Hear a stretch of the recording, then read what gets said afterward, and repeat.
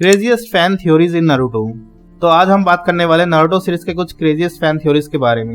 एक थ्योरी ये कहती है कि मिशन के दौरान काकाशी ने साकुरा की वर्जिनिटी लूज की थी, जो कि बकवास कम, साकुरा की हेंटा स्टोरी ज्यादा लग रही है। क्या मतलब कि साकुरा की आदत है किसी भी हैंडसम बंदे को देखकर वो डोरे डालने लगती है। सो एनीवेज, आज तुम्हारा भाई ऐसे ही कुछ क्रेजीएस्ट फैन थ्योरीज के बारे में बात करेगा। अब इस टाइप की थ्योरीज नहीं होने वाली है, कुछ अलग होगी। So let's begin. Number 1, Kawaki is Naruto and Sasuke son. अब असल में बंदा इन दो जिगरी दोस्तों का बनाया हुआ अंश है। ये अब कुछ हद तक दोनों से रिसेंबल करता तो है। अब फैंस को ऐसा क्यों लगा? क्योंकि इस बंदे को स्टार्टिंग में ही काफी पावरफुल दिखाया गया था, तो फैंस को लगा कि ऐसा कोई बंदा नहीं है जो कि बचपन में इतना पावरफुल हो। ये मात्र किसी के डीएनए से बना हुआ अंश ही हो सकता है। और शिनोबी वर्ल्ड में सबसे पावरफुल दो ही बंदे हैं, नारुतो एंड सास्के। अब नहीं है, वो छोड़ो। लेकिन अफसोस की बात, अब इस बंदे का स्टोरी में कोई इम्पैक्ट ही नहीं रहा। ये बस आए दिन कुत्तों की तरह मार खाता ही रहता है। नंबर 2, मिनाटो इज सुनाडे's सन। अभी एक थ्योरी है जो कि फैंस मानते हैं कि ये सच हो सकता है, क्योंकि नकलहेड बॉय सुनाडे को ग्रैंडमा कहता फिरता है और मिनाटो एंड सुनाडे के बाल ब्लॉन्ड कलर के है और मिनाटो के पास काफी ज्यादा चाकरा भी है, सेम लाइक सुनाडे। तो थोड़ी बहुत रिसेम्बलेंस है दोनों में। अब बात रही मिनाटो का बाप कौन है, तो ऐसे में इंटरनेट पे दान एंड सुनाडे को मिनाटो के पेरेंट्स की उपाधि दी गई है। अब थ्योरी सुनने में अजीबोगरीब सी लगती है, क्योंकि यहाँ पर एज डिफरेंस आ जाता है। मिनाटो की एज क्या थी जब वो मरा था? उसकी एज थी 24 ईयर्स, और जब नारुतो सुनाडे के साथ मिलता है तब सुनाडे की एज थी अप्रॉक्स 51 ईयर्स। सो अज्यूम करते हैं अगर मिनाटो जिंदा रहता तो उसकी एज 36 ईयर की होती। सो अगर हम यहाँ पर एल्जेब्रा लगाए तो 51 माइनस 36 करे तो 15 ईयर्स का गैप आ रहा है। तो मेरे हिसाब से सुनाडे का बाल विवाह हो गया होगा।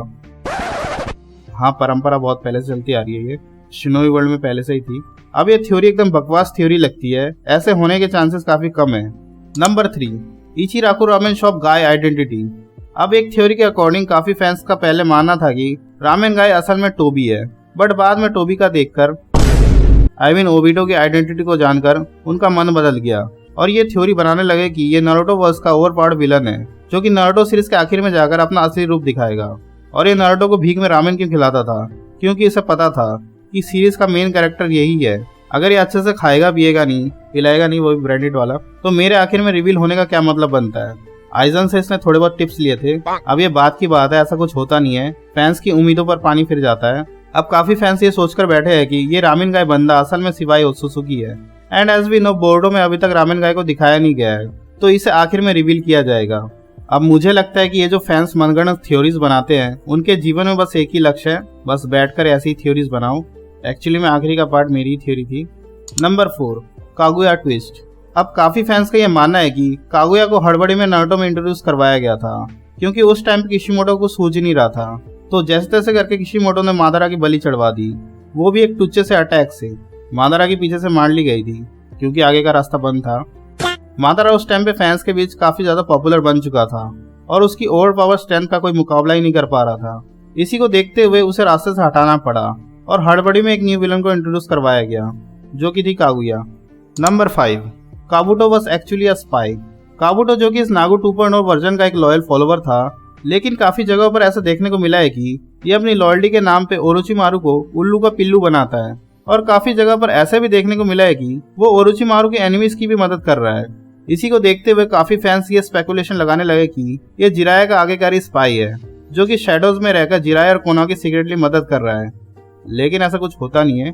Number 6, Orochimaru is looking for new host. अब इस बंदे को शुरू से काफी ज्यादा लगाव था इताची से, बट ड्यू टू इताची द्वारा गांड फटने की वजह से इसे और कोई रास्ता चुनना पड़ता है और ये टारगेट करता है उसके छोटे भाई सास्के को, लेकिन वो भी इसकी मारकर चला जाता है। ओवर द सीरीज ओरोचिमारू ने जो भी कांड किए थे उसके लिए उसे माफ कर दिया जाता है, लेकिन काफी फैंस का ऐसा मानना है कि वो राइट अपॉर्चुनिटी की तलाश में था। इताची और सास्के उसका टारगेट नहीं थे, बल्कि शारदा उचिया है। अब इसे साकुरा से इतना ही लगाव था तो ये साकुरा को किडनैप कर सकता था, लेकिन नहीं। पता नहीं ऐसे डेंजरस सिचुएशन में मैं ऑटोमेटिकली आगे कैसे आ जाता हूँ। सिंस वो एक यंगेस्ट उचिया डिसेंडेंट थी, तो मे भी उसका प्लान उसके सोल के लिए अपना होस्ट बनाना था, तभी उसने मिस्की को भेजा था शारदा के ऊपर निगरानी रखने के लिए। Number 7, Orochimaru is the 8 tails jinchuriki. Due to some reasons fans का ये मानना था कि ओरोचिमारू 8 टेल्स जिंजुरिकी है, क्योंकि ओरोचिमारू का 8 ब्रांचेस टेक्निक वो इंस्पायर्ड था लेजेंडरी 8 हेडेड स्नेक यामामोटो ना ओरोची से। सो इसी के चलते फैंस को लगा कि इसके पास 8 सर है, तो ये 8 टेल्स जिंजुरिकी होगा। बट ये लोगों का एक मिथ था। इताची और ओरोचिमारू की जो आखिरी फाइट हुई थी वो सुसानो ना मिकोटो जो कि एक गॉड थे उनके और यामामोटो ना ओरोची की फाइट के ऊपर बेस्ड था। मीनवाइल फिर बाद में हमें 8 टेल्स जिंजुरी की किलर बी को दिखाया जाता है। तो यार इस वीडियो में बस इतना ही। वीडियो आखिर तक देख ही लिया तो सब्सक्राइब कर देना और अगली वीडियो के लिए कोई टॉपिक हो तो सजेस्ट करना। बाय।